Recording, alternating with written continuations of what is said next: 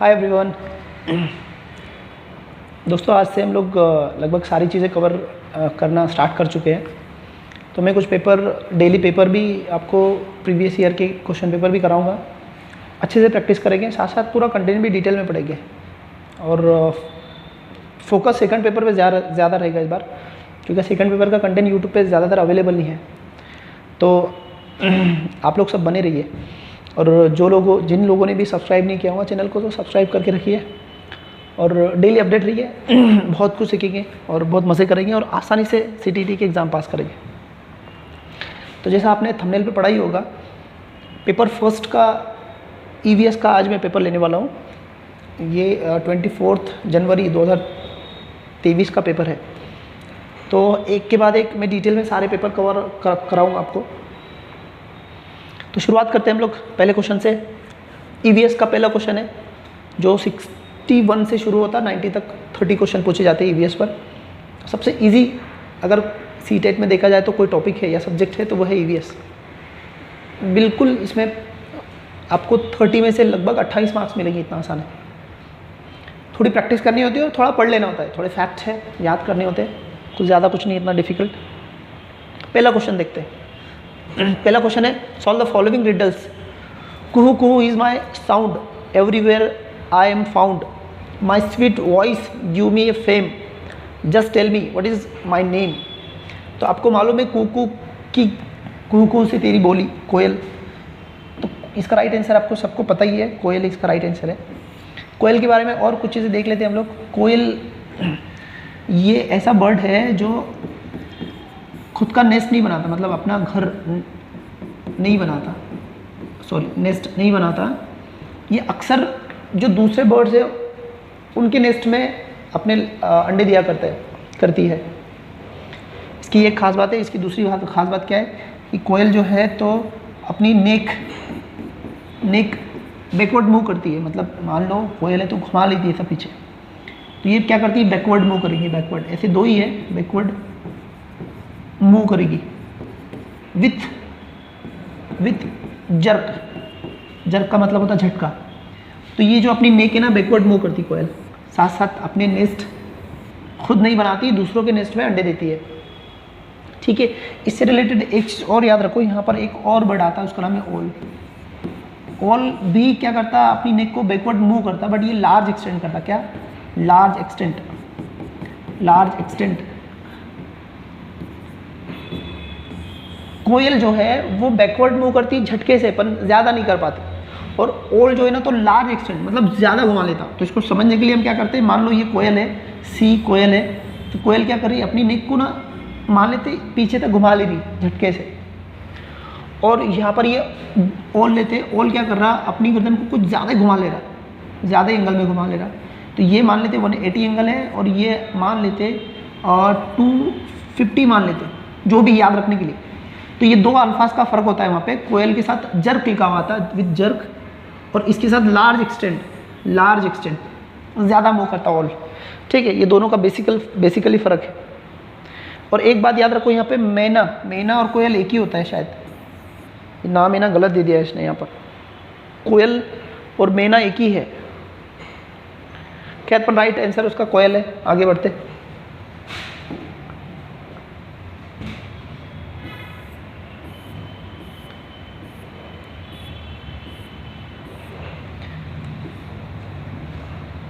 With the increase in the poaching of deers in the following food chain। तो अभी क्या हो रहा है कि हमारी जो फूड चेन है,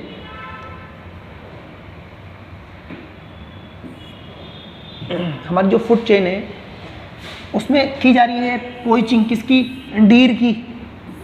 पोचिंग का मतलब होता है शिकार किया जा रहा है आजकल। तो जो हमारी डीर की संख्या या गोट्स होगी, इनकी जो ओवरऑल पॉपुलेशन है वो कम हो रही है, और ये रियलिटी है, ऐसे ही हो रहा है। तो क्या होगा इसकी वजह से, है ना? तो ये क्या है, हमारी फूड चेन है। इसको समझ लेते पहले, फिर आपको समझ में आएगा। मैं आपको दूसरे तरीके से समझा देता।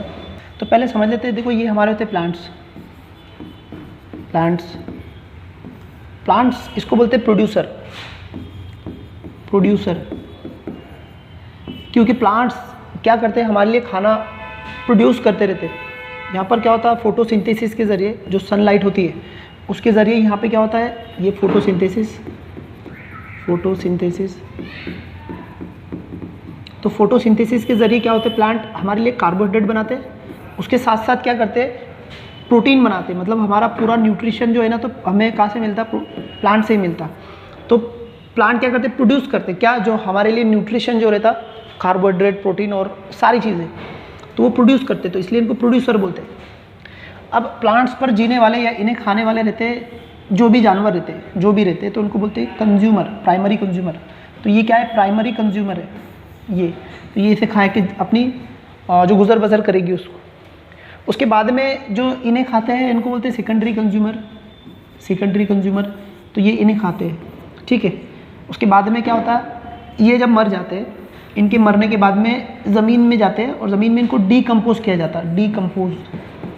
डीकम्पोज कौन करते हैं यहाँ पर, एक तो इंसेक्ट, उसके बाद में फंगस और बैक्टीरिया, ये सब क्या करते हैं, इसको डिकम्पोज करते हैं, फिर से मिट्टी में मिलाते हैं। ये जो यहाँ से ट्रांसफ़र हो गया ऐसा आया, फिर ये ज़मीन में मरने के बाद में डिकम्पोज करते हैं और डिकम्पोज करके उसको सॉइल में मिला देते हैं। वापस जो प्लांट्स है ना, इसको सॉइल में से एब्जॉर्ब कर लेते हैं,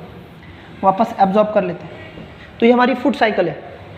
अब हो क्या रहा कि ये जो प्राइमरी कंज्यूमर है, ये जो डीर है, तो इनका मतलब हम लोग ह्यूमन बींग क्या कर रहे हैं, इनकी पोइचिंग कर रहे हैं या हंटिंग कर रहे हैं, शिकार कर रहे हैं। तो इनकी तादाद हो रही कम, इनकी जब तादाद कम हो जाएगी तो इन लोगों के खाने के वांदे हो जाएंगे, जिसके जो सेकेंडरी कंज्यूमर है उनके, जो इन्हें कंज्यूम करके जीते। तो इनको खाने को नहीं मिलेगा तो क्या होगा, हो सकता है इनकी तादाद कम हो जाए, या फिर ये फॉरेस्ट एरिया ना ये ज़्यादा बढ़ जाए, इतना जंगल बढ़ जाए कि बहुत जंगल ही हो, ऐसी पॉसिबिलिटीज़ है इसके अंदर में। और अगर ये डिस्ट्रॉय हो गए तो बीच में से, तो हमारी फूड चेन है ना एक दूसरे पे डिपेंड है। अगर किसी भी तरह उसके बीच की एक भी कड़ी अगर डिस्ट्रॉय हो जाती है या ख़त्म होती है, तो ये पूरी फूड साइकिल क्या होती, ये ब्रेक डाउन हो जा सकती है, और जो लिविंग ऑर्गेनिज्म अर्थ पे है वो ख़त्म हो सकती है। इसके कई एग्जांपल है, मैं डिटेल में ज़्यादा बता नहीं रहा हूँ आपको, क्योंकि इसको बहुत डिटेल में समझा जाता है और बहुत ज़रूरी है समझना इसको, ठीक है। तो वापस हम हमारे क्वेश्चन पे आते हैं। हमारा क्वेश्चन क्या था,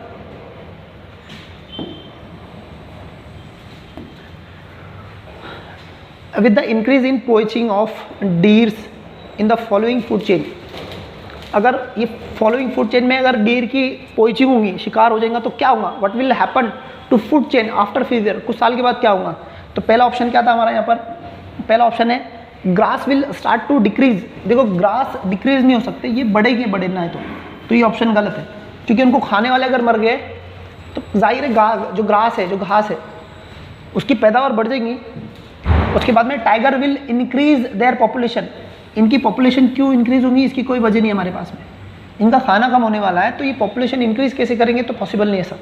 next, population of tiger will decrease, हाँ ये पॉसिबिलिटी है कि इनकी पॉपुलेशन कम हो जाए, ठीक है। Next, tiger will change their feeding habits. इसका क्या मतलब है कि अभी जो टाइगर है, अभी ये टाइगर ये क्या खाते हैं, ये खाते हैं मीट, मांस पे जीते हैं, ठीक है। तो ये अपना फीडिंग हैबिट चेंज करके ये क्या कर सकते हैं, ये ग्रास पे आ सकते, क्या पॉसिबल ही नहीं है, तो ये इनका फीडिंग हैबिट चेंज ही नहीं कर सकते, तो ये भी ऑप्शन गलत है। तो क्या होगा, थर्ड नंबर का ऑप्शन आपका राइट है, ठीक है। नेक्स्ट क्वेश्चन पे जाते हैं।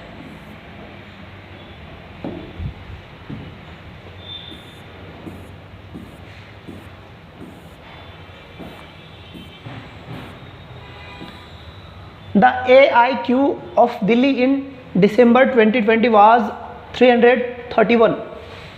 AIQ denotes which of the following, क्या बताता है AIQ का मतलब क्या है, तो AIQ का मतलब है एयर क्वालिटी इंडेक्स। इसका क्या मतलब है, एयर क्वालिटी इंडेक्स, तो यहाँ पर क्वांटिटी नहीं है, क्वालिटी है, ये गलत हो गया। एयर क्वांटम बिल्कुल नहीं, एयर क्वालिटी, हाँ एयर क्वालिटी इंडेक्स ये राइट आंसर है। एयर क्वाड्रेटिक इंडेक्स ये भी गलत है।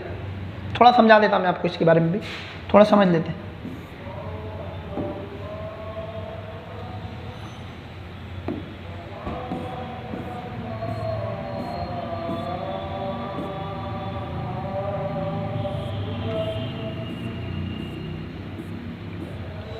यह है एयर क्वालिटी इंडेक्स, इस तरह गिना जाता। यहाँ पर 0 to 500 का स्केल किया जाता है, मतलब एक तरह का ये स्केल है इसका स्केल। तो ये 500 तक इसको डिवाइड किया जाता। अगर 100 तक अगर एयर क्वालिटी रही तो वो ठीक ठाक रहती, मतलब पहले तो 50 तक बहुत अच्छी और 100 तक भी गई तो मॉडरेट है, ठीक है, अच्छी है।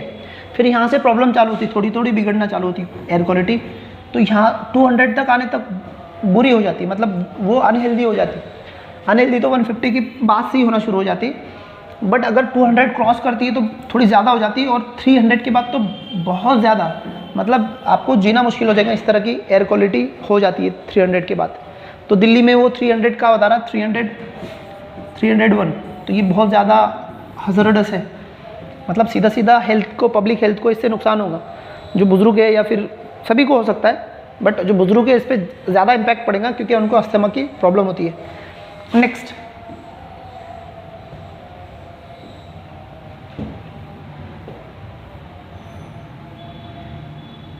विच of the following belongs to mammals family. Mammals family से कौन बिलोंग करता है पूछ रहा है, तो वो है आपको सबको मालूम है वेल्स। ये राइट ऑप्शन है, ये सब गलत है। इसमें और कुछ चीज़ें याद रखो आप, बैट्स और डॉल्फिन भी, ये भी क्या है, ममल्स है। तो ये याद रखना, इस पर अक्सर सवाल पूछा जाता है। और प्लस इसके साथ में मैमल्स में कौन आते हैं, एनिमल, और मतलब सारे एनिमल, उसमें ह्यूमन बीइंग भी आता, हमारा ह्यूमन, हम भी आते हैं। इनकी खास बात क्या है मैमल्स की, ठीक है, इनके अंदर में ना मेमोरी ग्लैंड होती है, मेमोरी ग्लैंड, जिसमें जो फीमेल होती है ना वो मिल्क सेक्रेट करती है, और ये क्या करते हैं, अपने बेबी को डायरेक्ट बर्थ देते हैं। ये बाकी क्या करेंगे, अंडे देंगे, बट जितने भी मैमल्स होते हैं ना ये क्या करते हैं, अपने न्यू बेबी को बर्थ देते हैं, ना कि अंडे देते हैं। ठीक है, नेक्स्ट क्वेश्चन पे जाते हैं।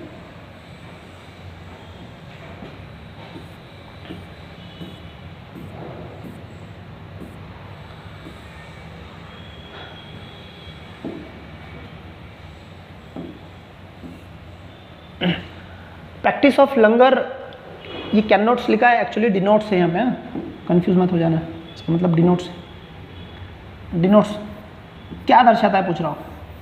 लंगर शब्द क्या दर्शाता है, क्या दिखाता है, तो मिड डे मील ऐसा बिल्कुल नहीं है। मिड डे मील 1995 से शुरू की गई एक स्कीम है जहाँ पर जो प्राइमरी एजुकेशन वहाँ पर बच्चों को खाना दिया जाता है, मील दिया जाता है, तो इसलिए इसको मिड डे मील बोलते हैं।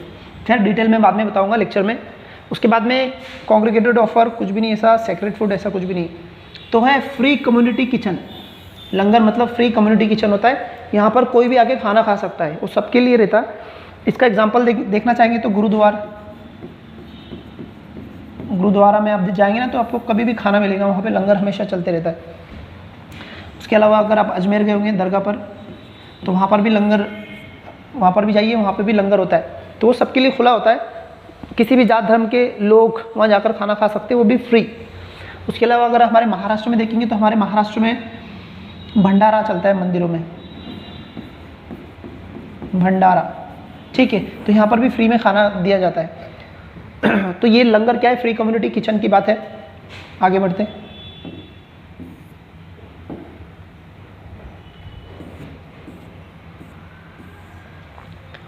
Next, ground water store between layer of hard rock and below the water क्या बोलते हैं, जो हार्ड रॉक के नीचे स्टोर किया जाता है उसको क्या बोलते हैं। मैं आपको थोड़ा मैप के जरिए समझा देता क्या है, तो उसको समझ लेते पहले। देखो ये हमारा टोटल, इसको इक्विफर बोलते हैं, इसका राइट आंसर ऊपर आपके सामने लिखा है, ठीक है।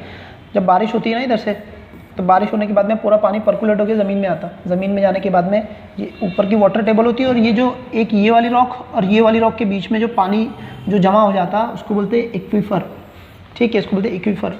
इसके दो टाइप है एक्वीफर के, एक है कन्फाइन मतलब जो पूरी तरह रॉक से कवर है, मतलब उसको रास्ता ही नहीं इधर उधर जाने के लिए, तो उसको कन्फाइन बोलते हैं। और जो अनकन्फाइन में वो फ्लो होते रहता है इधर से उधर, तो जो फ्लो होते रहता है उसको अनकन्फाइन में, मतलब अभी वो जकड़ा हुआ नहीं है। तो ऐसे दो तरह के एक्वीफर होते हैं, तो याद रखना।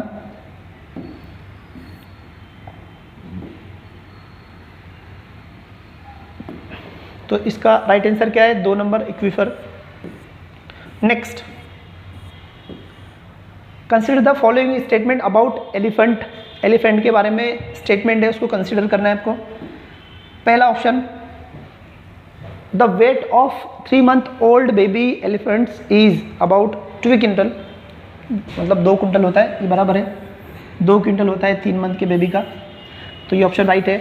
उसके बाद में elephant do not rest very much, they sleep only 2 or 4 hours, बराबर है, ज़्यादा सोते नहीं है, 2 से 3 घंटे सोएंगे, वो भी स्टैंडिंग पोजीशन में, खड़े खड़े सोते हैं, मतलब ऐसा लेट के नहीं सोते, तो वो बहुत रेस्ट नहीं करते, ऐसा काम भी कुछ नहीं होता है उन्हें।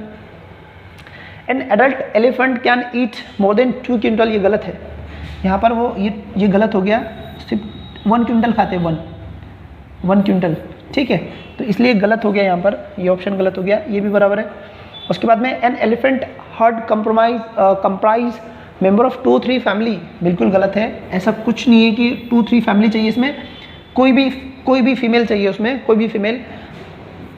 14 to 15 का नंबर मैंने जनरली देखा है एग्जाम में तो ये आता है अक्सर कि कितने हो सकते हैं, तो 14-15 तक का नंबर आता है एग्जाम में अलग अलग, एनसीईआरटी में भी यही दिया है, बट ऐसी फैमिलीज होती है, ऐसा फिक्स ऐसा कुछ नहीं है, इतना तय है कि फीमेल रहती है और जो उसकी लीडर होती है वो ओल्डेस्ट फीमेल होती है, तो ये बराबर है, बट ये ऑप्शन गलत हो गया, ठीक है, तो पहला और दूसरा सही है, बाकी गलत है, तो ये वाला राइट आंसर है। आगे बढ़ते,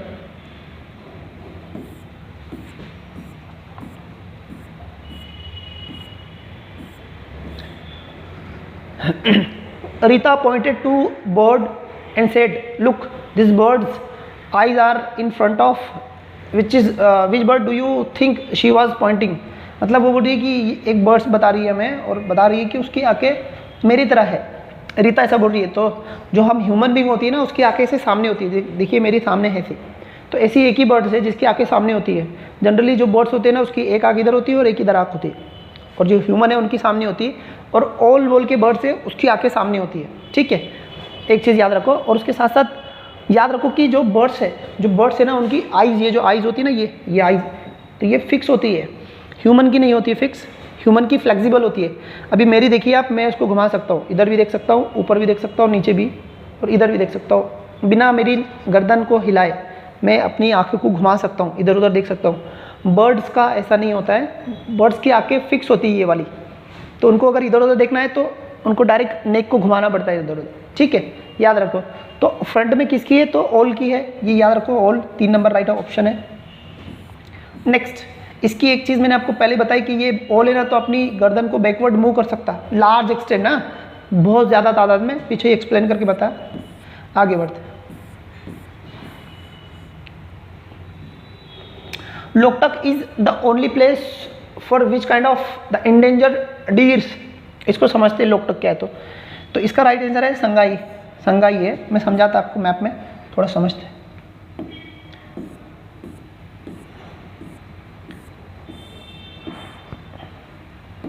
देखिए ये है मणिपुर आपका, है ना, तो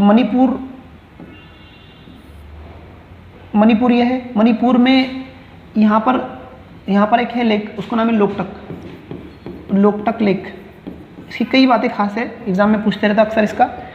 इसके इलाके में एक नेशनल पार्क है, उसको लोकटक नेशनल पार्क बोलते हैं, ठीक है, लोकटक नेशनल पार्क, ठीक है, जो कि रिजर्व किसके लिए, ये डीर के लिए, जो हमारा थर्ड ऑप्शन है।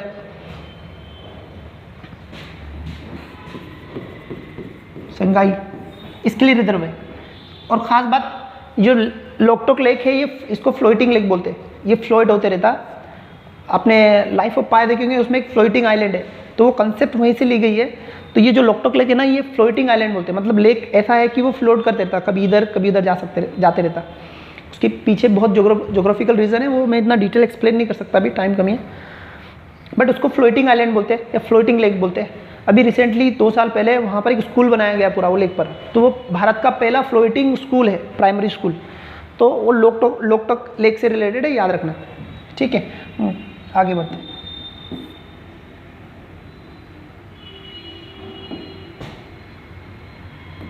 तो क्या इसका संगई,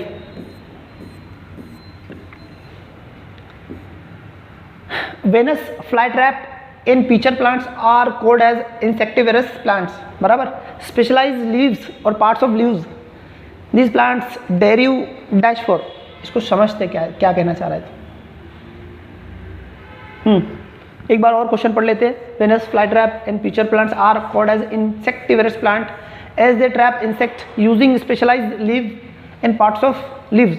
तो क्या कह रहा है यहाँ पे, दो वेनस फ्लाईट्रैप और पिचर प्लांट ये इंसेक्टिवरेट प्लांट्स है, मतलब ये इंसेक्ट को खाने वाले, कीड़ों को खाने वाले प्लांट्स हैं, इनको इंसेक्टिवरस प्लांट बोलते हैं। कौन कौन से, वेनस फ्लाईट्रैप, पिचर और कुछ नाम और लिख देता मैं, ड्रेसोरा, तो ये भी नाम है, जो कि इंसेक्टिवरस प्लांट्स है।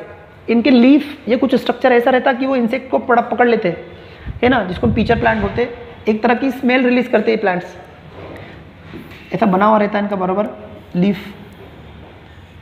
ठीक है। जब भी इसमें से क्या करते हैं, स्मेल रिलीज करते हैं, तो क्या होता है, इंसेक्ट इनकी तरफ आते, जैसे आते तो ये लीफ बंद हो जाता है इनसे, और वो फिर उसको यहाँ पर डाइजेस्ट कर लेते, तो उसको इंसेक्टिवरस प्लांट्स बोलते हैं, ठीक है। तो ये प्लांट्स क्या मिलता है उनको इंसेक्ट से, तो न्यूट्रिशन मिलता, खुली बात है, खाने के लिए करते सब लोग, गलत है। बहुत इजी क्वेश्चन था। नेक्स्ट,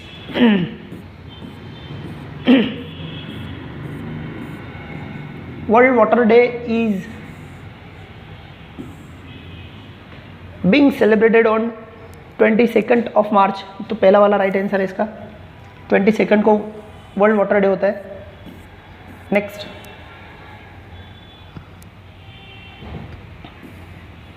आरटी एक्ट इंश्योर, इसको समझते हैं थोड़ा अच्छे से। जो हमारा RT right to education act 2009 जो कानून है वो क्या इंश्योर करता है, तो पहला ऑप्शन है free and compulsory education to children from birth to 6। देखो ये गलत है, ये जो बर्थ टू 6 इंश्योर करने का काम जो डीपीएसपी है, आर्टिकल 45 इंडियन कॉन्स्टिट्यूशन की जो आर्टिकल 45 है उसमें दिया गया है, और वो डायरेक्टिव प्रिंसिपल है, कंपलसरी नहीं है, ठीक है, कंपलसरी नहीं है। और किसके लिए इसमें क्या है, जो बर्थ से लेकर 6 साल के बच्चे उनकी पढ़ाई, उनका एजुकेशन और हेल्थ, एजुकेशन और उनका हेल्थ, ये स्टेट की जिम्मेदारी है, बट कंपलसरी नहीं है। आरटीई से उसका कोई लेना देना नहीं, तो ये ऑप्शन गलत हो गया। Free and compulsory education to children till the age of 14 years, तो यहाँ पर क्या बोल रहा हूँ कि 14 साल तक, तो ऐसा कुछ नहीं है, 14 साल तक नहीं, 6 से 14 साल तक है, तो ये भी ऑप्शन गलत हो गया, ये गलत, ये गलत। Free and compulsory education to children from 6 to 18, ये भी गलत है, 6 से 14 है, तो 4 नंबर का आपका राइट आंसर, ठीक है। आगे बढ़ते हैं।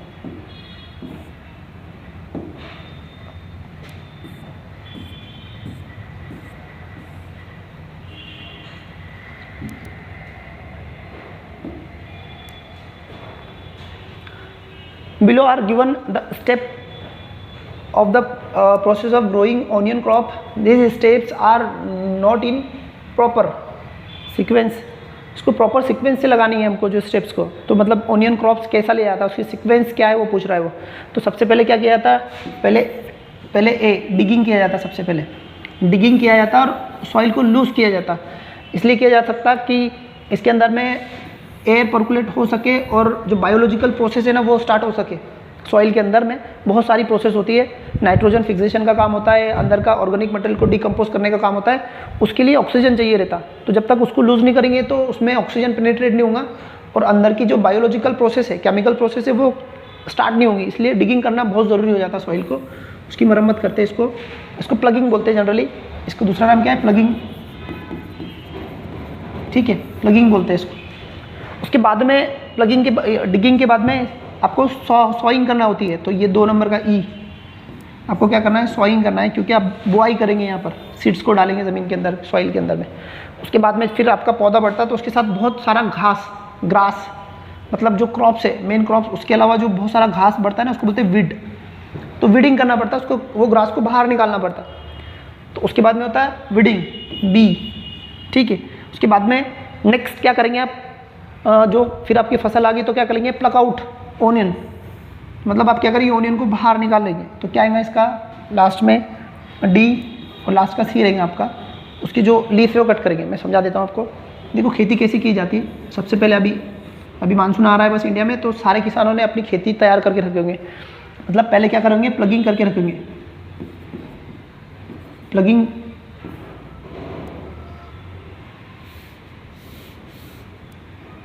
पहले क्या किए होंगे,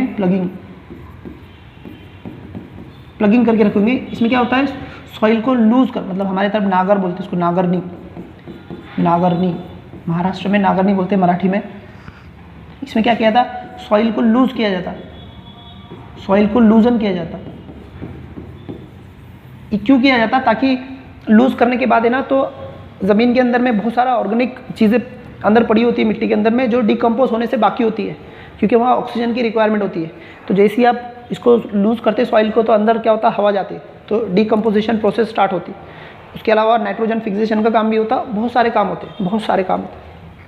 ठीक है, उसके बाद में प्लगिंग के बाद में होती है सोइंग, आपको पेरनी करनी होती है, सोइंग। इसको हमारी तरफ बोलते हैं बुआई या पेरनी, पेरनी या बुआई बोलते हैं इसको। बुआई करने के बाद में क्या करेंगे, फिर इरिगेशन की फैसिलिटी देखेंगे, इरिगेशन, पानी का स्रोत देखेंगे। अगर मानसून पे डिपेंड है तो बारिश कुदरती तौर पर आएंगे, नहीं तो इरिगेशन करेंगे। उसमें बहुत तरह तरह के अलग अलग तरह के इरिगेशन होते हैं, जैसे ड्रिप इरिगेशन हो गया, स्प्रिंकल इरिगेशन हो गया, ये सब। उसके बाद में क्या होता है, फिर आप क्या करते हैं, इसमें फर्टिलाइज़र डालते हैं, फर्टिलाइज़र, ठीक है। फिर वीडिंग करेंगे और फिर हार्वेस्टिंग करेंगे। तो ये पूरी सीक्वेंस है, इस पर बार बार सवाल पूछता है, याद रख लेना। बट ये ओनियन क्रॉप के इतने ऑप्शन हमें दिए, तो इसके हिसाब से हमने चूज़ किया ये वाला राइट ऑप्शन। तो AEBDC कौन था, AEBDC सेकंड नंबर का आपका राइट आंसर है। Next,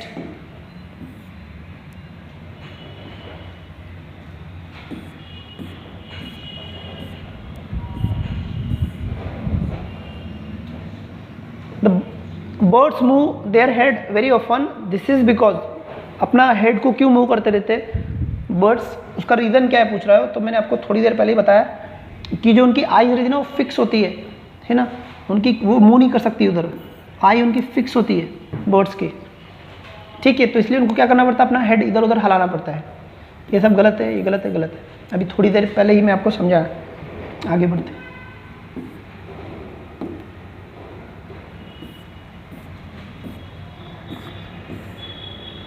highest rainfall in India is recorded in Mawsynram, इसका आंसर है। मैं आपको थोड़ा समझा देता इसके बारे में। सिर्फ भारत में नहीं, पूरी दुनिया में सबसे ज़्यादा बारिश होती है मौसिन राम में। रिपीट कर रहा हूँ एक बार और, पूरी दुनिया में। ये जंगाई आपकी डीर, ठीक है, ये रेन यहीं पे समझ लेते। कुछ चीज़ें समझना ज़रूरी है, आपको समझा देता। देखो भारत का ये जो इलाका है, अगर आप हिमालय को अगर समझते तो हिमालय यहाँ से ऐसे जाते हैं, हिमालय यहाँ से फिर टर्न लेते हैं ऊपर नीचे। रफली बना रहा हूँ, एग्जैक्ट तंतोतन ऐसा ऐसी बात नहीं है, समझ के लो। हिमालय ऐसे जाता है। एक मिनट, मैडम का कॉल आ रहा है, कॉल मत करो बोलना मेरे नंबर पे, ठीक है। तो होता क्या यहाँ पे, अपन थोड़ा कलर चेंज करेंगे, है ना। मानसून अभी आने वाला है, हमारे तरफ को जो मानसून आता है उसको बोलते हैं साउथ वेस्ट मानसून, है ना, इधर से आता है, ऐसी एंट्री लेता है ऐसी। तो ये कौन सा हो गया आपका, ये साउथ और ये वेस्ट, है ना, ये वाला इलाका, तो इसको बोलते हैं साउथ वेस्ट मानसून, ठीक है, साउथ वेस्ट मानसून है। तो अभी ऐसी एंट्री ले रहा है, सबसे पहले केरला में आता है भारत में, और ऐसा जाता है धीरे धीरे करके आगे। खैर डिटेल में इसको हम लोग पेपर सेकंड में पढ़ते हैं। तो जब क्या होता है, फिर यहाँ से ये बादल, ये हिमालय के पहाड़ बहुत ऊँचे ऊँचे हैं, तो इनको क्रॉस करके बादल जा नहीं पाते। तो यहाँ से ये जो हिमालय नीचे, यहाँ से टकरा के भी बादल इधर ही आते हैं, और ये बादल भी आते हैं इधर, और यहाँ पर ये जो है ना स्ट्रक हो जाते हैं बादल। तो ये जो इलाका है यहाँ पे स्ट्रक होते हैं, स्ट्रक, ये वाला नॉर्थ ईस्ट का रीजन, इसको बोलते हैं फ्यूनल इफेक्ट। तो यहाँ पर दुनिया की सबसे ज़्यादा बारिश होती है, सबसे ज़्यादा। तो सबसे ज़्यादा होती बारिश मेघालय में, ये मेघालय स्टेट है हमारा एक, मेघालय, मेघालय। देखो मेघ मतलब बादल, और लय मतलब मादलय, मतलब जहाँ पर बारिश ज़्यादा होती है ऐसे इलाके को मेघालय बोलते हैं, ठीक है। तो मेघालय का एक इलाका है, उसका नाम है मौसिन राम, मौसिन राम, ये स्पेलिंग गलत होगी, याद रख लो। तो यहाँ मौसिन राम में 1200 सेंटीमीटर तक बारिश होती है, जो दुनिया की सबसे ज़्यादा बारिश है। हाईएस्ट रिकॉर्डेड रेनफॉल होती है वहाँ पे दुनिया में, इवन महाराष्ट्र में, भारत में भी। तो मौसिन राम जगह है। कभी कभी मौसिन राम की जगह चेरापूंजी भी आ जाता है, चेरापूंजी, क्योंकि चेरापूंजी ना उसके बाजू है मौसिन राम के। तो कभी मौसिन राम आता है, कभी चेरापूंजी आता है। अगर दोनों ऑप्शन दिए हैं आपको, तो आपने चूज़ कौन सा करना है, आपने मौसिन राम करना है, ठीक है। तो this is about rainfall in India. Next,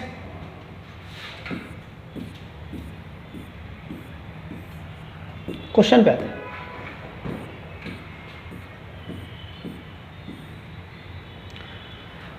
Kalyani shows experiment using globe. Explain her class 5 student that the parts of earth facing the sun has day and the parts of earth away from the sun has night. Aisha was fascinated by this. She asked, if we started walking and keeping moving on in that direction, can we find night? In which direction we will meet the night? All the student laugh. What should be the response of Kalyani? मतलब teacher का response क्या रहेगा? समझा था question क्या बोलना चाह रहा है ना? क्वेश्चन ये बोलना चाह रहा है कि टीचर ये समझा रही है इसको कल्याणी कि हमारी अर्थ जो है जो सन के सामने होती है आधी, तो वहाँ पर क्या होता है, दिन होता है, इधर डे होता है, और ये जो इधर का जो अवे रहता है वो नाइट होती है, नाइट। ठीक है, तो एक बच्ची है, वो बच्ची पूछती है कि क्या नाम बच्चे का? आयशा पूछती है क्या मैडम क्या हम लोग अगर इस डायरेक्शन में गए या फिर किस डायरेक्शन में गए, ऐसा सवाल पूछा उसने। अगर हम एक साइड किधर भी गए वॉक करते हुए तो क्या हम नाइट को पकड़ लेंगे? तो उसके ऐसे कहने पर बच्चे हंसने लगे। तो ऐसी सिचुएशन में टीचर का रिस्पॉन्स क्या होना चाहिए? तो पहला option, she should instruct the class to stop laughing and maintain discipline. देखो ऐसा कुछ नहीं करने का है, बच्चों को एक नेचुरल रिस्पॉन्स है बच्चों का, तो आपको बच्चों को इंस्ट्रक्शन देकर उनको डिसिप्लिन मेंटेन करने नहीं लगाना है।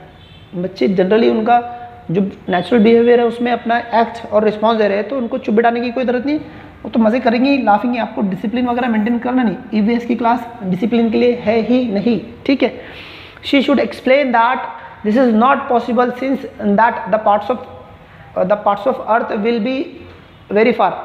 तो वो एक्सप्लेन करेंगे। देखो एक्सप्लेनेशन अपने आप में नेगेटिव अल्फाज है ईवीएस में, जहाँ भी एक्सप्लेनेशन आएगा टीचर की तरह तो नेगेटिव है।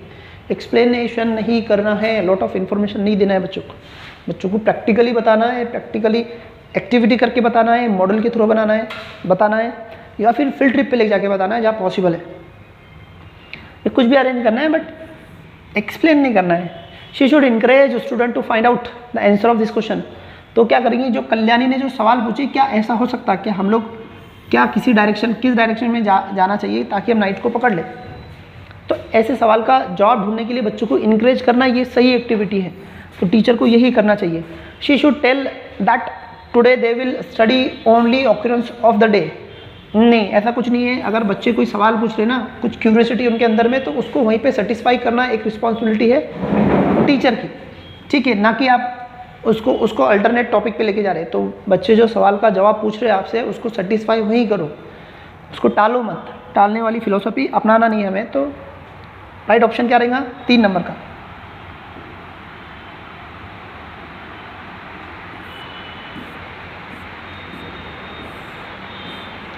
नेक्स्ट क्वेश्चन,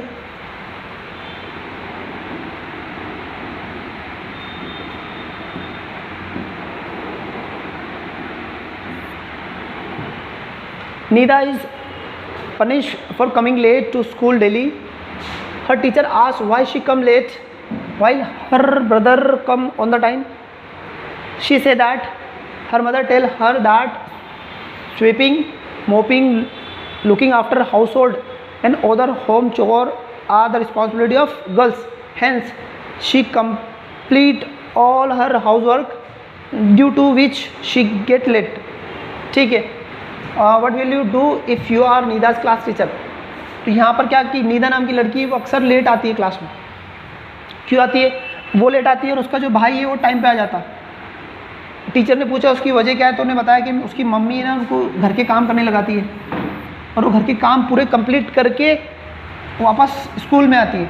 ठीक है, और उसकी माँ ये भी बोलती है कि गर्ल्स की रिस्पॉन्सिबिलिटी है घर के काम करना। ठीक है, तो ऐसी सिचुएशन में आप नीदा के टीचर है, आप क्या करोगे? ठीक है, तो यहाँ पर ये सवाल पूछा गया है जेंडर स्टेरियोटाइप पर। जेंडर स्टेरियोटाइप,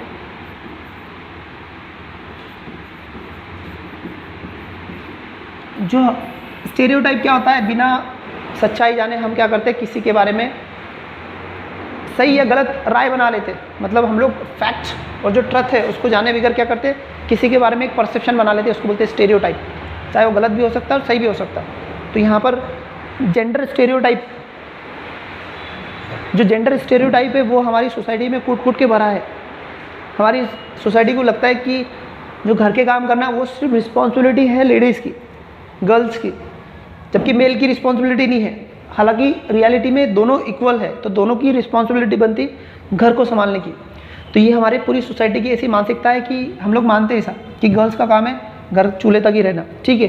तो ऐसी सिचुएशन में टीचर का क्या काम है? तो पहला option, tell Nida to rise early, मतलब आप नीदा को बोलेंगे कि आप जल्दी उठ जाओ, तो अपने आप में गलत है, ठीक है, ये सही हो ही नहीं सकता। नीदा जल्दी उठेंगे, अपने काम कंप्लीट करके स्कूल में जल्दी आएगी, ये सही नहीं है। So that she come complete her all work and come school on time, ठीक है, ये गलत ऑप्शन हो गया। Talk to Nida's mother and tell her to help her come to school on time, मतलब उसकी माँ से बात करेंगी टीचर, किसकी, लड़की की, नीदा के, ताकि वो हेल्प करे उसकी नीदा की, क्योंकि उसका घर का काम फटाफट होगा और वो स्कूल पे टाइम पे आ पाएंगे।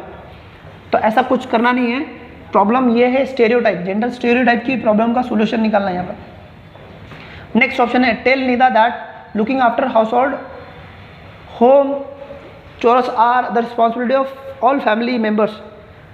तो वो नीदा को बोलेंगे थी कि मतलब वो सबकी रिस्पॉन्सिबिलिटी है, तुम्हारी नहीं है, वो सब बातें, ठीक है। नेक्स्ट है arrange the classroom discussion and ask student about whose responsibility it is to look after house hold, ठीक है। तो आप क्या करेंगे, टीचर एक क्लास में क्या करेगा, डिस्कशन अरेंज करेगा, क्योंकि ये प्रॉब्लम है सिर्फ नीदा के हद तक नहीं है, ये हमारे इंडियन सोसाइटी की मानसिकता ऐसी है कि लगता है कि घर के काम करने की रिस्पॉन्सिबिलिटी सिर्फ घर की औरतों की होती है, ये पूरी मानसिकता है, तो ये सबके दिमाग में है। तो इसको दूर करने के लिए क्या करेंगे टीचर, क्लासरूम डिस्कशन अरेंज करेंगी और उनको ये बताने की कोशिश करेंगे कि ये रिस्पॉन्सिबिलिटी ना सबकी बराबर है घर के काम करने की, ना कि सिर्फ औरत की है। औरत मर्द के बराबर है, इक्वल है, नेचर ने इन सबको बराबर के राइट्स दिए, ये समझाने की कोशिश टीचर करना चाहिए यहाँ पर, ठीक है। तो उस हिसाब से राइट ऑप्शन क्या है, 4 number. Next, in a EVS classroom teaching ads should be, तो क्लासरूम में टीचिंग एड्स कैसे होने चाहिए, हमारे टीचिंग मटेरियल कैसे होने चाहिए, उसके बारे में पूछ रहा है। तो पहला ऑप्शन है आपका, पहला है easy available and from the surround, ठीक है, ये बहुत सही बात है, इजीली अवेलेबल होना चाहिए, जो नेचुरल टीचिंग एड्स है ना वो इजीली अवेलेबल होना चाहिए। और ईवीएस के कंटेक्स्ट में अगर देखें तो वो सराउंड से होना चाहिए, क्योंकि हम ईवीएस का मतलब ही क्या है, सराउंड, इन्वायरमेंट हमारा, तो वहीं से आ रहे ईवीएस टीचिंग एड्स, तो बहुत अच्छी बात है। तो ये वाला राइट ऑप्शन है। हाई डेफिनेशन 3 डायमेंशन मूवीज़, बिल्कुल नहीं, कोई 3D मूवी वगैरह नहीं होना चाहिए, ऐसा कुछ भी नहीं है। इजीली अवेलेबल होना चाहिए, सस्ते होना चाहिए, चीप होना चाहिए। ज़रूरी नहीं कि आपको हाई डेफिनेशन और 3D वगैरह वीडियो ये सब मूवीज़, नहीं, इसकी कोई ज़रूरत नहीं हमें। Always based on using one of the sense of learner, यहाँ पे क्या बोल रहा हूँ कि वो बेस्ड होना चाहिए किसके, कि जो लर्नर की जो सेंस है उस पर बेस्ड होना चाहिए। कौन कौन से सेंस है, एक टच करने का सेंस है, मतलब टच कर सकते हैं, देख सकते हैं ना, सी कर सकते हैं, हेयर कर सकते हैं, टेस्ट ले सकते हैं ज़बान पर, और एक क्या है, सुन सकते हैं, साउंड। तो जो 5 सेंस है हमारे, तो इनके हिसाब से होना चाहिए, मतलब ऐसे एड्स होना चाहिए जो बच्चा देख सके, सुन सके, टच कर सके या उसका टेस्ट ले सके। तो ये जो उसके सेंस है इसमें से किसी एक पर बेस्ड होना चाहिए, तो ये सही बात है, बच्चों को आसानी जाएंगी समझने के लिए, ये बराबर है। ऑलवेज एक्सपेरिमेंट बेस्ड, ज़रूरी नहीं कि हमेशा एक्सपेरिमेंट करते रहो आप, ज़रूरी जब ज़रूरत है तब, पर यहाँ पे लिखा ऑलवेज एक्सपेरिमेंट करना पॉसिबल नहीं है और करना भी नहीं चाहिए, तो इसलिए ये गलत हो गया। तो आपका राइट आंसर कौन सा है, ए और सी। तो 3rd नंबर का राइट आंसर। आगे बढ़ते हैं।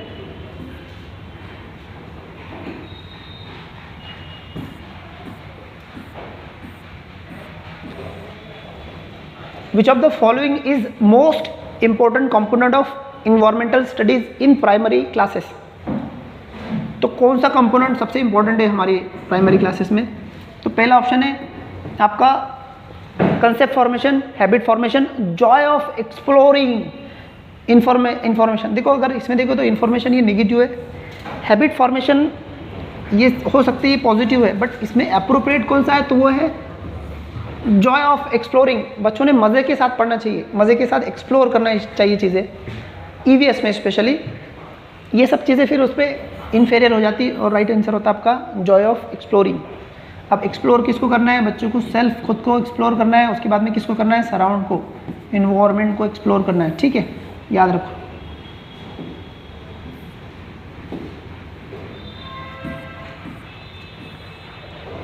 विच of the following statement are correct explanation of an activity? तो एक्टिविटी के बारे में कौन सा स्टेटमेंट यहाँ पर करेक्ट है वो देखना है हमें।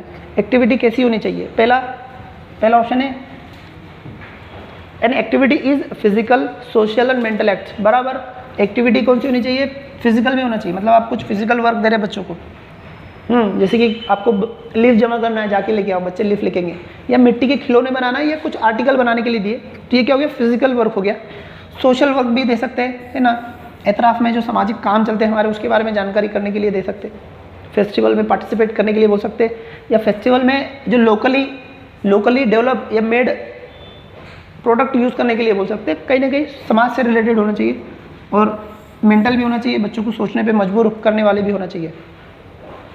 तो ऐसे एक्टिविटी हो जिसमें बच्चा सोच सके, कुछ क्रिएटिव काम कर सके, कुछ फंडामेंटल डिसीजन ले सके, तो ये बराबर है। उसके बाद में बी नंबर है activity is suitable for primary classes and difficult for higher classes. देखो किसी के लिए डिफिकल्ट नहीं होना चाहिए, ये गलत हो गया। जितना एक्टिविटी इजी रहेंगी उतना अच्छा है, चाहे हायर क्लासेस हो या फिर लोअर क्लासेस हो। तो हार्ड एक्टिविटी देने का कुछ सवाल ही नहीं पूछता। By activity the syllabus can not be completed on time, ऐसा कुछ नहीं है, सिलेबस टाइम पे हो सकता है। एक्टिविटी के थ्रू तो जल्दी फटाफट बच्चों के समझ में आता है। Activity is process to learn from the experience and help to learner. देखो एक्टिविटी ऐसी होनी चाहिए बच्चे एक्सपीरियंस से लर्न करना चाहिए, तो ये बहुत इंपॉर्टेंट है। तो ये भी राइट ऑप्शन है, मतलब आपका ए और डी का है थर्ड ऑप्शन। नेक्स्ट क्वेश्चन,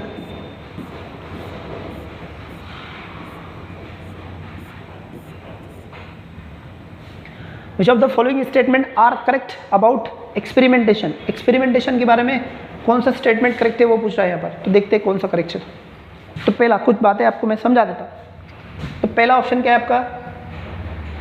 पहला है result of experiment must B given in the text book so that student can verify. बिल्कुल नहीं, जो एक्सपेरिमेंट का रिजल्ट है ना वो कभी भी टेक्स्ट बुक में दिया नहीं जाना चाहिए, ये गलत है। एक्सपेरिमेंट टेक्स्ट बुक में उसका रिजल्ट बिल्कुल देना नहीं चाहिए, ठीक है, वो देना नहीं चाहिए। बच्चे खुद से वो रिजल्ट को निकालने आना चाहिए बच्चों को, या फिर इन्फरिंग करना आना चाहिए। तो ये अपने आप में गलत हो गया। दूसरा, result of the experiment must not be given in the text book so that student themselves can observe, infer and generalise. बराबर। बच्चे रिजल्ट अगर दिया नहीं रहेगा तो वो खुद ऑब्जर्व करेंगे क्या रिजल्ट आया है, उसको निकालने की कोशिश करेंगे और उसको जनरलाइज करने की कोशिश करेंगे, ठीक है, जो खुद करेंगे। तो ये वाला बराबर है। Result of the experiment must be provided by teacher, so ये भी गलत हो गया, टीचर ने भी प्रोवाइड नहीं करना चाहिए, ऊपर की तरह ही है।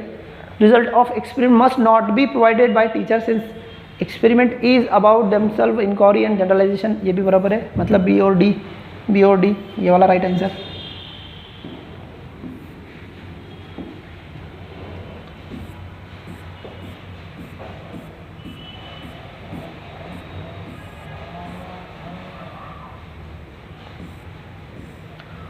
Most appropriate method for determining shapes and color of leaves and flowers in EVS classroom can be।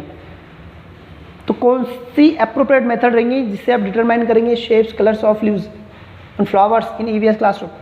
तो पहला ऑप्शन है providing different colours pictures of leaves and flowers to student. देखो पिक्चर बताने का कोई फायदा नहीं है, आपको सीधा लेके जाना पड़ेगा बच्चों को गार्डन में, तब उनके समझ में आएगा।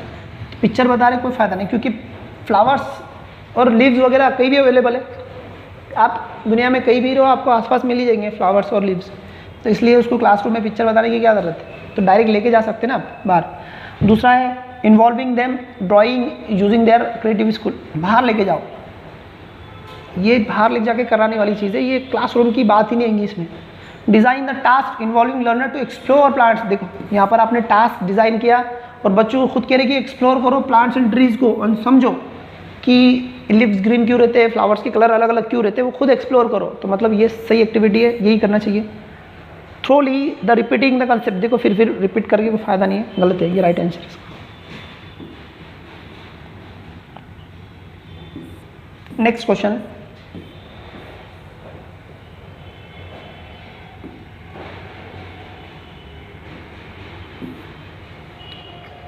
Bhim asked his gardener why flower and fruits are coloured when leaves of the plants are green.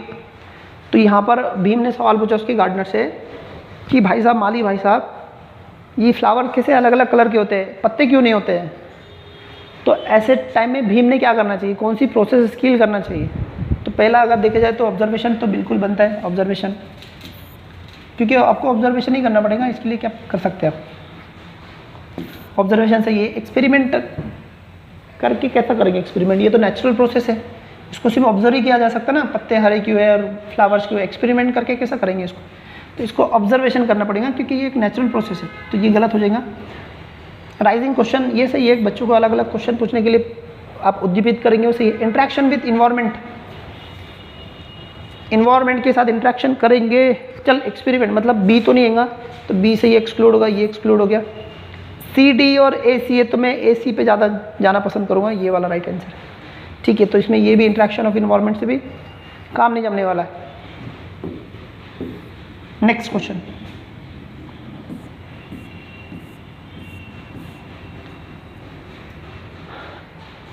in the chapter the plant fairy of EVS class 3rd, Didi is sitting in garden. Shabana said that Didi is sitting on the little plants. Taplu asked his teacher, do we kill grass by walking and sitting on it like we killed ant by walking over them?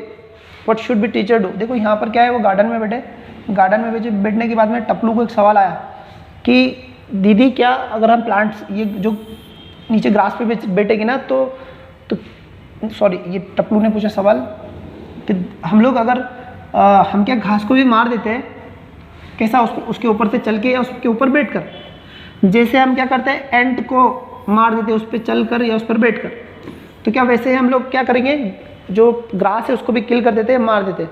तो ऐसे time में teacher क्या करना चाहिए? पहला option, discuss that grass plants can survive even if leaves are damage.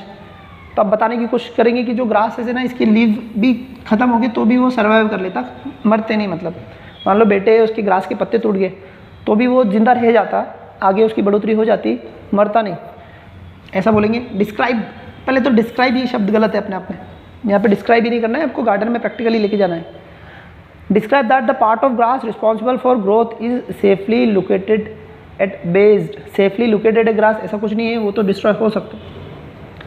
Take the student to garden, make them walk and sit on the grass and see what happen. बच्चों को सीधा लेके जाओ, उनको बिठा के देखो घास पर, और क्या होने वाला है डायरेक्ट दिखाओ, डायरेक्ट दिखाओ, मरते नहीं मरते, क्या होता वो डायरेक्ट दिखाओ, तो ये सही है। ठीक है, एक्सप्लेन नहीं करना है हमें कुछ भी चीज़, ईवीएस में एक्सप्लेनेशन को ज़्यादा जगह नहीं है, याद रखो। नेक्स्ट क्वेश्चन,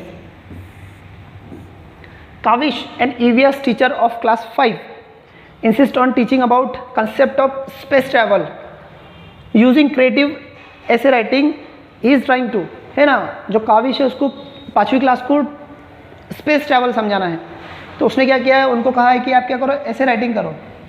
तो ऐसा क्यों करने लगा है उसने, मतलब बच्चों को ऐसे राइटिंग लिखना है स्पेस एंड ट्रैवल पर, क्योंकि पढ़ाना उसको हुई है, तो ऐसे लिखकर क्या साबित करना चाहता टीचर? तो पहला, डेविएट स्टूडेंट फ्रॉम क्वेश्चन, मतलब बच्चे जो सवाल पूछ रहे हैं उससे अलग लेके जाना है, ऐसा कुछ भी नहीं है, बच्चों के सारे सवालों के जवाब देना एक टीचर की रिस्पॉन्सिबिलिटी है।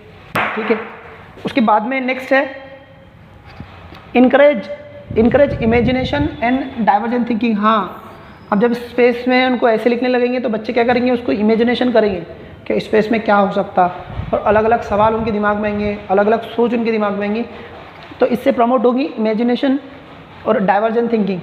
बच्चे स्टारों की कहानियाँ सुनते रहते हैं हमेशा, तो उस तरह इमेजिनेशन करेंगे और उनकी सोच ना डाइवर्स बनेगी, तो ये राइट आंसर है। प्रमोट बिहेवियर अप्रोच, कुछ भी नहीं ऐसा, ये सब गलत है, एक मिनट देख लेते। Promote behaviouristic approach to learning, avoid experimentation and activity based learning. Activity based learning avoid करने के लिए पूछ रहा हूँ, ये गलत ऑप्शन है। और ये क्या होता, promote behaviouristic approach to learning, मेरे हिसाब से बी राइट आंसर है इसका, ये सब अप्रोप्रिएट नहीं है।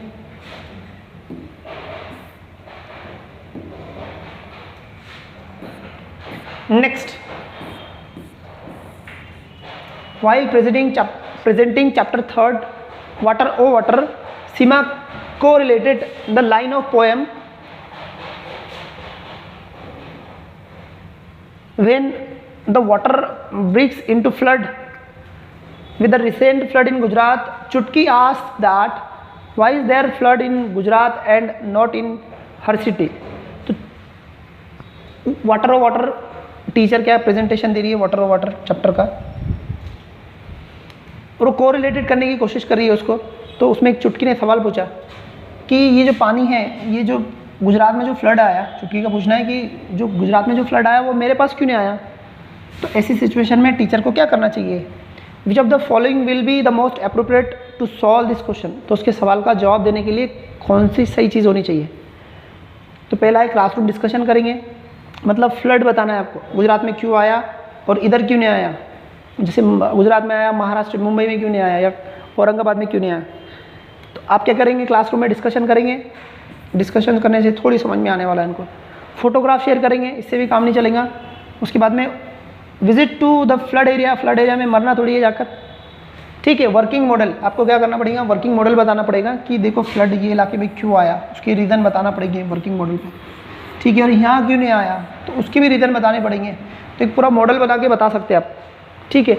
जैसे अगर आप आमिर खान का पानी फाउंडेशन की अगर देखेंगे तो उसने वाटर शेड एरिया का एक मॉडल बनाया था, वाटर शेड एरिया।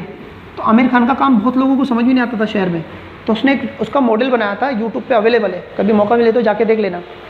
तो उसने वाटर शेड एरिया का पूरा कैसा बना के बताया था कि वाटर शेड एरिया कैसा होता है, वाटर हार्वेस्टिंग कैसे की जा सकती है, कैसी पॉसिबिलिटीज़ है। तो वो बहुत अच्छा डेमो बताया था आमिर खान ने। तो वैसे मॉडल आप बना के बता सकते हैं बच्चों।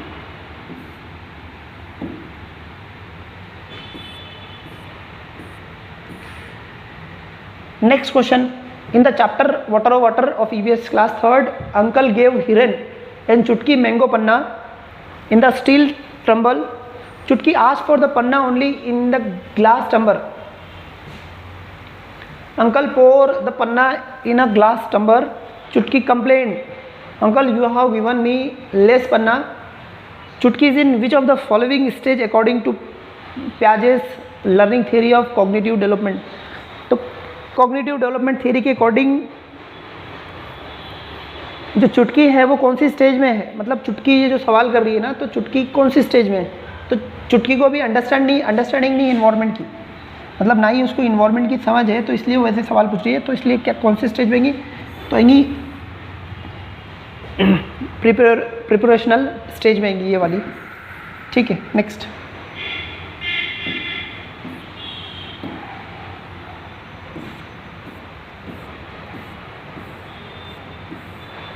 for an EVS teacher at primary level including student with individual differences is possible. सवाल क्या है, for an EVS teacher at primary level including student with individual differences is possible. Question क्या है कि जो इंडिविजुअल डिफरेंसेस है बच्चों के, उसके साथ इंक्लूड करना पॉसिबल है क्लास में, EVS की या किसी और की क्लास में भी इंक्लूड करना पॉसिबल है, ठीक है। तो पॉसिबल है तो कौन से ऑप्शन देखना पड़ेगी इसमें से अप्रोप्रिएट है।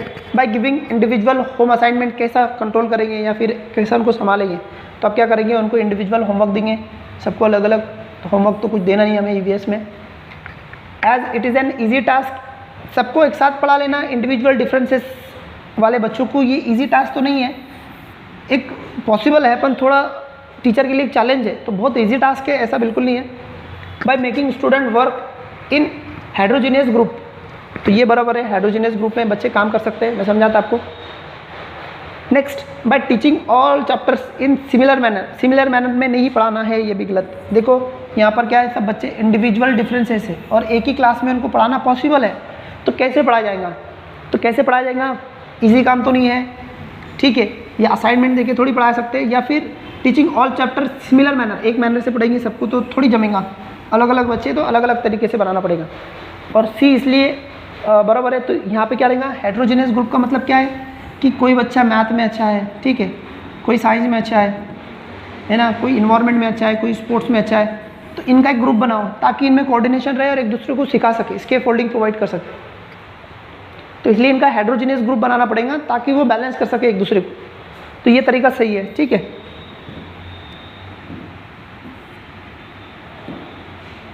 नेक्स्ट क्वेश्चन,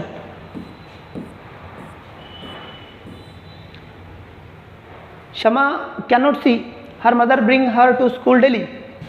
शमा नाम की लड़की आ नहीं सकती क्लास में क्योंकि वो देख नहीं सकती, उसकी माँ डेली लाके छोड़ती है उसे, but she does not like coming to school. Shama को स्कूल में आना पसंद ही नहीं। She tell her mother that she has no friends, she also doesn't understand what is being taught in the class. Shama बोलने लगी उसकी माँ से कि उसके कोई फ्रेंड्स नहीं हैं और क्लास में जो पढ़ाया जाता है वो उसको बिल्कुल समझ में भी नहीं आता। Which of the following will be the most appropriate for Shama's teacher to do. Shama के जो टीचर है उसको क्या करना चाहिए? तो पहला option, talk with Shama and explain that study is important for her. अरे बच्ची को तुम एक्सप्लेन करके मत समझाओ, उसकी प्रॉब्लम सॉल्व करो। उसको एक्सक्लूड कर दिया गया है, उसके कोई दोस्त नहीं है, तो उसको कितना भी एक्सप्लेन नहीं, पहले उसको इंक्लूड करो क्लास में, इंक्लूड करो, है ना। तो इंक्लूड करना पड़ेगा, एक्सक्लूड होगी तो ये गलत हो गया। उसके बाद में, और वैसे भी एक्सप्लेनेशन है ना, ये हमारे लिए है ही नहीं ईवीएस में। Talk with student and ask them to be friend with Shama. बच्चों को आप बोलेंगे कि शमा को दोस्त बनाओ, उसको साथ लो, ऐसा करेंगे, ठीक है। इसको देखते बाद में। Plan a play with all the student of class with an important role for Shama in it.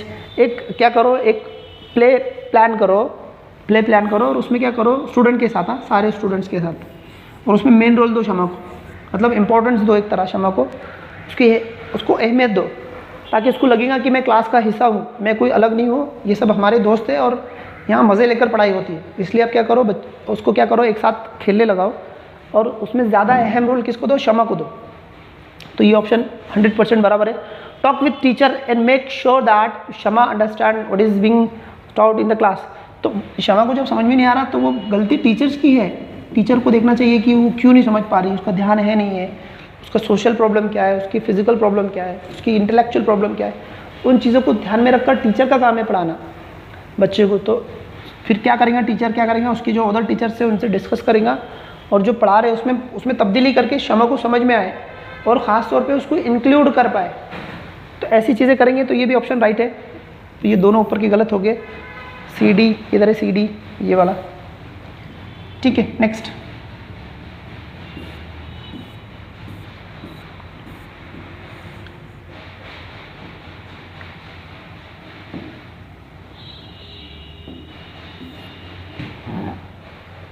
Using text book as a source in EVS teaching learning.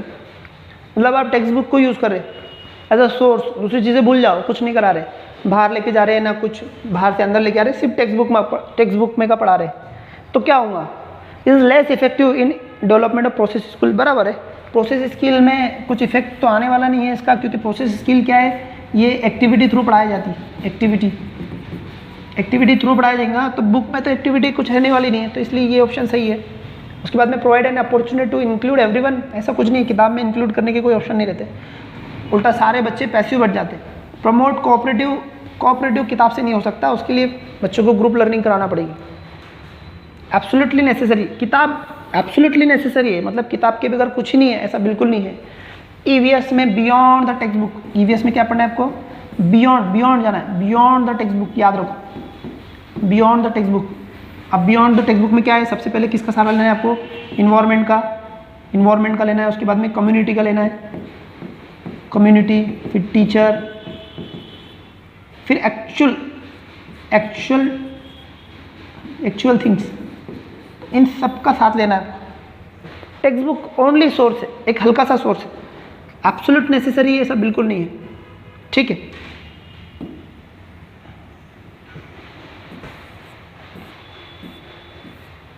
हो गया,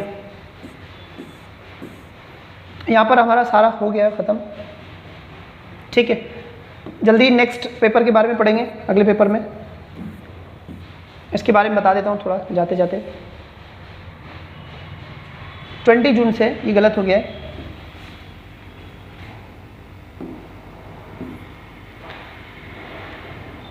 25 जून है, 25 जून, मतलब 25 जून है, यहाँ लिख दिया था बड़े बड़े में।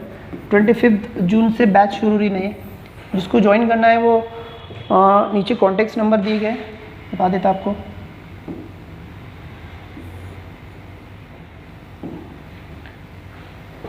नीचे डिटेल्स है बहुत सारी, ये कॉन्टैक्ट डिटेल्स है यहाँ से, ये मेरा नंबर है, कॉल कर सकते हैं, और ये बाकी ऑफिस के नंबर है, तो आप डायरेक्ट कॉल कर सकते हैं। जो फिजिकल क्लास करने वाले हैं ये एड्रेस पे औरंगाबाद में कर सकते हैं, और बाकी बहुत सारी चीज़ें हैं। आपको रिकॉर्डेड लेक्चर मिलते हैं, सारे सब्जेक्ट के नोट्स मिलते हैं, पेपर क्वेश्चन पेपर डिटेल में एनालिसिस करके, और टीचर बहुत अच्छे पढ़ा लेते हैं। हम लोग जितने स्टूडेंट एडमिशन लेते हैं ना, तो 80% से ज़्यादा रिजल्ट आते हैं हमारे, लगभग सारे बच्चे पास हो जाते। ऑनलाइन भी क्लास ले लेते, ऑफलाइन भी है। जिसको ज़रूरत है, जो सेल्फ स्टडी कर लेते हैं और पास होते हैं, उनको दिक्कत नहीं। बट जिनको लगता है कि उन्हें सहारे की ज़रूरत है, गाइडेंस की ज़रूरत है, क्लास की ज़रूरत है, देन कॉल ऑन दिस। जल्दी बैचेस स्टार्ट होने वाली है, ठीक है। तो फिर इजाज़त दो, हम लोग हर दिन तो मैं हूँ आपके साथ बना हुआ, हम लोग डिटेल में यहाँ पर यूट्यूब पे भी एक्सप्लेनेशन करूँगा मैं, और सारे लेक्चर्स भी लूँगा धीरे धीरे करके। तो बेफिक्र रहिए और इन्जॉय कीजिए। मिलते हैं नेक्स्ट वीडियो में, तब तक के लिए बाय बाय।